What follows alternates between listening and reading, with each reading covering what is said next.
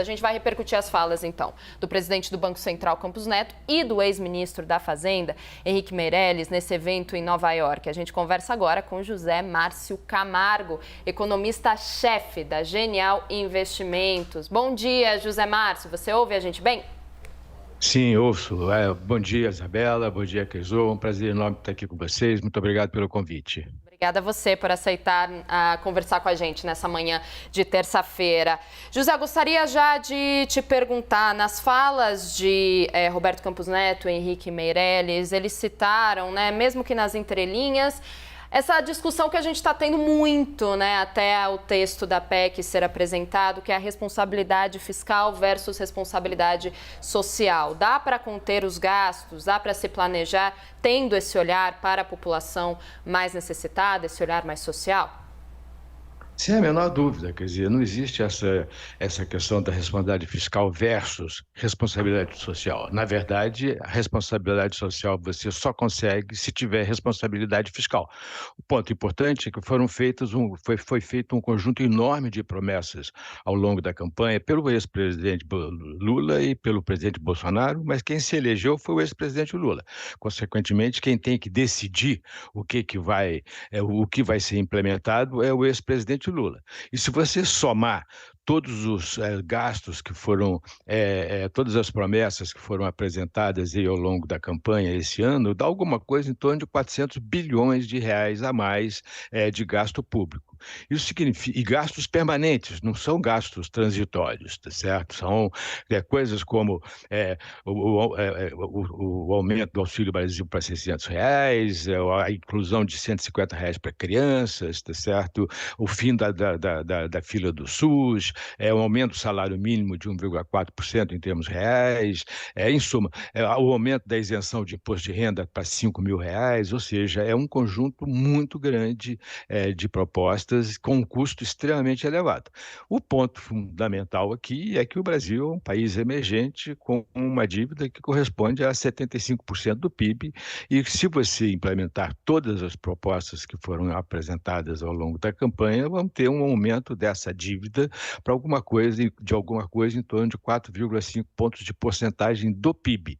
Isso vai gerar um aumento do risco fiscal, vai gerar um aumento da demanda dos juros demandados pelos investidores para financiar essa dívida e, consequentemente, aumento da taxa de juros, aumento da desvalorização cambial, aumento da taxa de inflação e, muito provavelmente, uma recessão bastante forte. Ou seja, no final, você que está, quer dizer, a gente acha que cumprindo as promessas você vai estar sendo responsável do ponto de vista social, mas no final você vai estar sendo irresponsável do ponto de vista social porque você fez irresponsabilidade fiscal. Esse é o ponto fundamental. José Márcio, eu gostaria que você falasse um pouco para a gente sobre aquela proposta que foi apresentada, inclusive ontem, pelo Tesouro, né, sobre essa PEC da transição, de que o mercado, inclusive ontem, até repercutiu bem, assim, claro que a gente estava numa segunda-feira entre um feriado ali, o mercado não estava tão ativo assim, mas algumas pessoas com quem o Fernando Nakagawa, por exemplo, nosso analista de política, que conversou, disse que a repercussão foi boa sobre essa proposta. O senhor pode explicar para a gente bem essa proposta do Tesouro? O senhor entendeu corretamente, assim, qual foi a proposta de fato, de que se a arrecadação for maior que os gastos, o governo poderia gastar mais, né? Mas caso contrário, não teria essa alternativa para emplacar uma proposta, é isso? Aproximadamente é isso. Na verdade, existem dois fatores importantes na proposta, né? Eu não analisei a proposta profundamente, mas eu já conhecia uma parte da proposta antes, tá certo? O ponto básico da proposta é o seguinte: você tem dois parâmetros que são fundamentais. O primeiro parâmetro é a dívida, né? Qual é a relação entre a dívida e o PIB, e o segundo parâmetro são as receitas. O ponto, quer dizer, a ideia da proposta é que, à medida que a dívida caia como proporção do PIB, você poderia utilizar uma parte maior das receitas tributárias para aumentar gasto público e, consequentemente, para cumprir promessas sociais. Essa seria uma forma de você conseguir aumentar, ter responsabilidade social, aumentar gastos com programas sociais, sem criar um problema de irresponsabilidade fiscal devido ao aumento da dívida pública. Então, eu não sei os números de cabeça especificamente, mas, por exemplo, só para dar um exemplo, o número não é exatamente esse, mas, por exemplo, se a dívida for até 45% do PIB, o governo, todo aumento de gasto pelo menos 50% poderia ser utilizado para gastos sociais. Se a dívida for 70% do PIB, você teria que utilizar os aumentos de gasto para reduzir a dívida e não para aumentar gastos sociais. Quer dizer, os números não são esses, mas a ideia é basicamente essa, tá certo? Quer dizer, a ideia é você ter, primeiro, uma dívida que precisa tender a cair, tá certo? Porque nós temos uma dívida pública muito alta, 75% do PIB. Para um país emergente é uma dívida extremamente elevada, a média dos países emergentes está em torno de 55%, 60% do PIB, e isso significa um risco fiscal muito alto, e o Brasil, exatamente por isso, acaba pagando uma taxa de juros extremamente elevada, né? Quer dizer, hoje o Brasil é provavelmente o segundo ou terceiro país com taxa de juros reais mais elevadas do mundo, e é exatamente porque tem uma dívida muito alta. Então, quer dizer, a ideia da proposta é exatamente essa, combinar queda da dívida com aumento de gastos sociais. É uma tentativa de juntar exatamente responsabilidade fiscal e responsabilidade social. Como é que o senhor avalia essa alternativa que foi apresentada pelo Tesouro?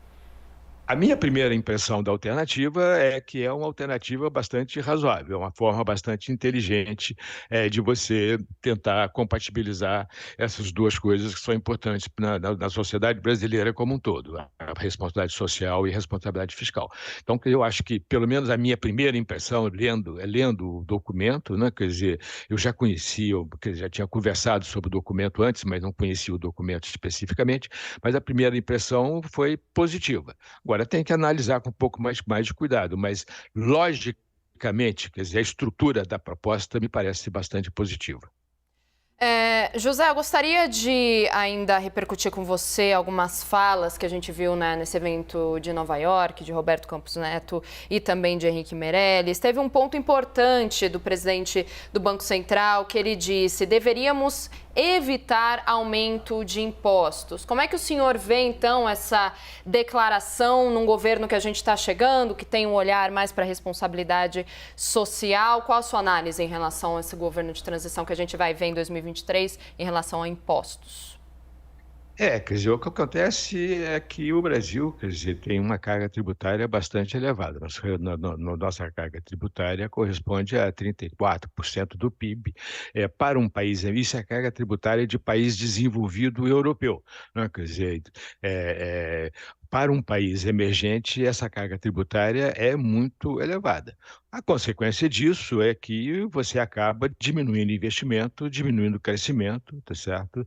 E gerando pouco crescimento no futuro, o que essa é uma das razões pelas quais o Brasil tem crescido sistematicamente abaixo de outros emergentes, exatamente porque a carga tributária é muito alta, os investimentos acabam indo para os outros países onde tem carga tributária menor do que vir para o Brasil. Se você ainda aumentar mais a carga tributária, você vai reduzir ainda mais a taxa de crescimento do PIB no longo prazo. O que significa menos emprego, menos qualidade de vida, tá certo?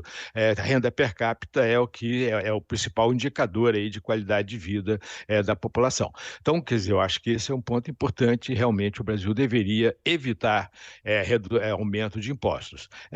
Quer dizer, o governo passado, principalmente no último ano, dado o aumento da receita, usou uma parte do aumento de receita para reduzir impostos. Tivemos a redução do ICMS aí sobre gasolina, energia elétrica, telecomunicações, tivemos redução do PIS/COFINS.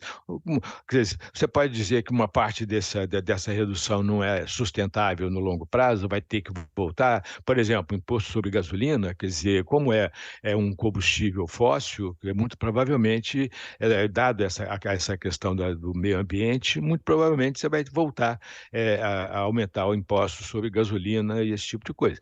Mas o ponto fundamental, como princípio, né, quer dizer, eu acho que é muito importante que a gente não tenha um aumento de carga tributária muito grande. Agora, se você aumentar a dívida em 4,5% do PIB, como está nas propostas do ex-presidente Lula ao longo da campanha, não vai ter muita outra alternativa para o novo governo que não seja, eventualmente, aumentar impostos, tá certo? Que vai gerar menos crescimento da economia no futuro. José Márcio, o presidente do Banco Central também falou aí em um dos momentos dessa fala hoje em Nova York, no LEAD, disse que em 2023 o Brasil deve crescer, mas deve crescer menos. Como é que o senhor avalia isso? Também? Sem a menor dúvida, quer dizer, está correto. Eu acho que é o seguinte, em 2022 o Brasil vai crescer algo próximo a 3% ao ano. Na verdade, o Brasil vai ser um dos países que vai ter o melhor desempenho econômico no mundo, né? A gente vai ter crescimento acima da média mundial, vai ter uma taxa de inflação abaixo da taxa de inflação dos outros países no mundo, tá certo? Com compensação, como a taxa de inflação ainda está muito elevada, nós chegamos a ter taxa de inflação de 2 dígitos no início desse ano. Hoje a gente está com uma taxa de inflação caminhando para alguma coisa em torno de 6% ao ano, ainda acima da meta, mas já muito mais baixo do que no início do ano. Mas a razão pela qual a taxa de inflação está caindo uma das razões, quer dizer, uma das razões é a redução de impostos que foi implementada aí com a redução do ICMS. A outra razão importante é uma política monetária bastante contracionista, quer dizer, o Banco Central foi extremamente positivo, foi extremamente importante nessa redução de taxa de inflação. Nós saímos de uma taxa de juros de 2% para uma taxa de juros de 13,75% em cerca de 1 ano e meio. Foi um aumento substancial, rápido, para exatamente debelar o início de aceleração inflacionária que nós vimos aí ao longo de 2020, no final de 2020, 2021 e no início de 2022. O Banco Central foi muito positivo, quer dizer, foi rápido e com isso, quer dizer, fez com que o resultado, se por um lado o resultado é uma redução da taxa de inflação, por outro lado, quer dizer, se tem um aumento da taxa de juros, isso significa aumento da taxa de juros para o crédito para as pessoas e para as empresas, isso diminui a atividade, você vai gerar menos crescimento ao longo de 2023, tá certo? Mas, em compensação, se tudo correr bem, se não houver nenhuma... se essa questão fiscal for resolvida de forma satisfatória, se a gente não tiver um grande aumento do risco fiscal via aumento da dívida, tá certo? Muito provavelmente a gente vai ter uma desaceleração da taxa de crescimento, mas uma desaceleração também da taxa de inflação, caminhando em direção à meta. Esse ponto que a gente precisa levar em consideração na questão fiscal. Se o governo resolver efetivamente aumentar os gastos de tal forma, aumentar a dívida como proporção do PIB da ordem de 2%, 3%, vamos ter taxas de juros mais altas. Taxas de juros mais altas vão significar menos crescimento. Vamos ter mais desvalorização cambial. Mais desvalorização cambial vai gerar mais inflação, mais necessidade de juros, menos crescimento. Essas coisas são intimamente relacionadas. Então, quer dizer, tudo vai depender, em grande parte, da política fiscal do próximo governo. Esse fator é absolutamente fundamental.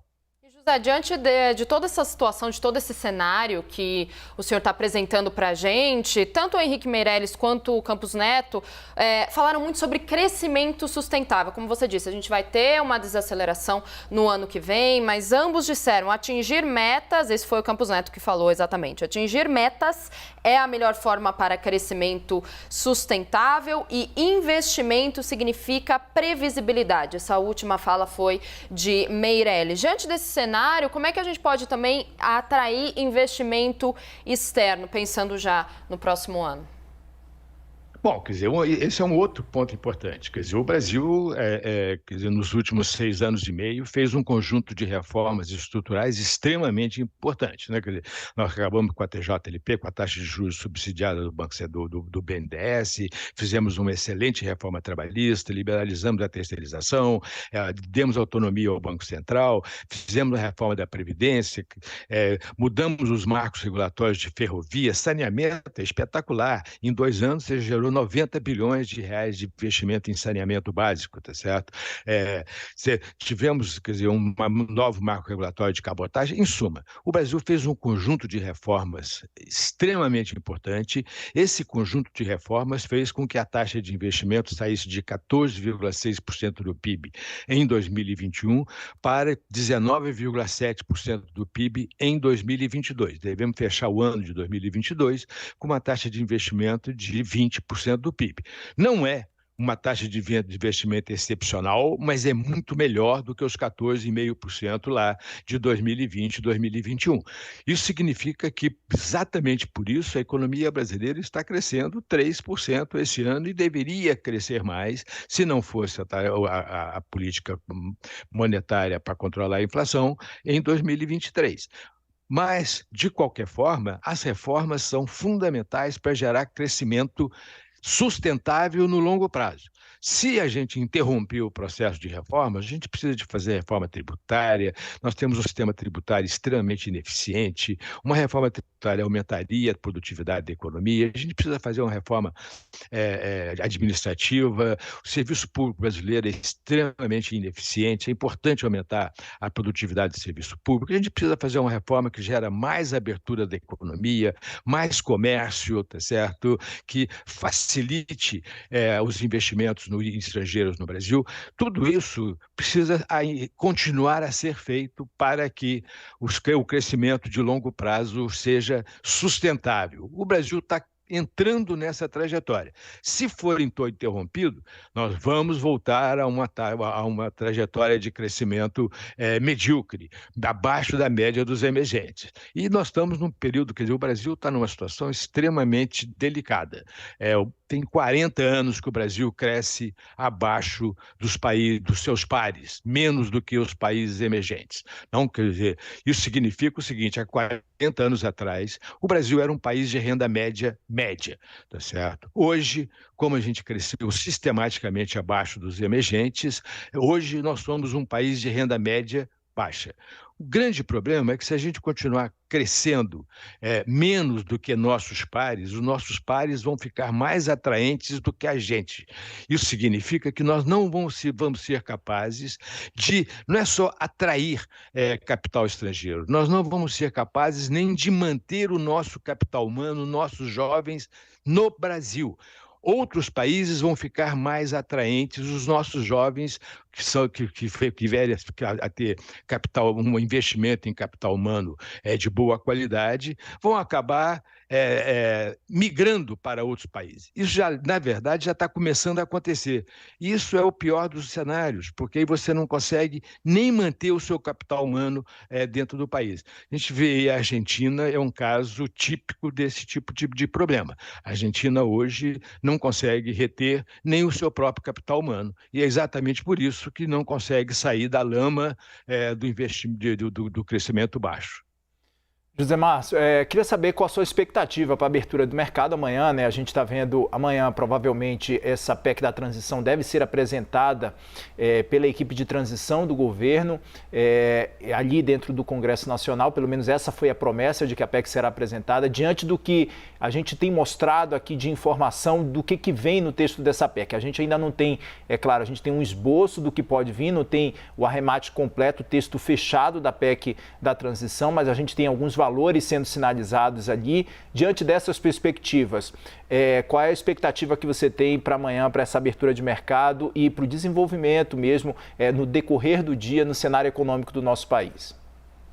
Bom, quer dizer, nós não sabemos, eu pelo menos não sei ainda qual vai ser o teor da PEC, nós não sabemos ainda qual vai ser o tamanho do buraco no teto que vai ser criado. Estão falando em 775 bilhões de reais, é um aumento definitivo, acho que é importante chamar atenção para isso, não é um waiver, José Márcio, como muita gente... Oi. Desculpa de interromper, é que agora está falando o Pércio Arida lá no encontro de Nova York. Te agradeço muito pela entrevista aqui no Live CNN. Ok. Mas ele acabou de terminar a fala dele, a gente foi avisado.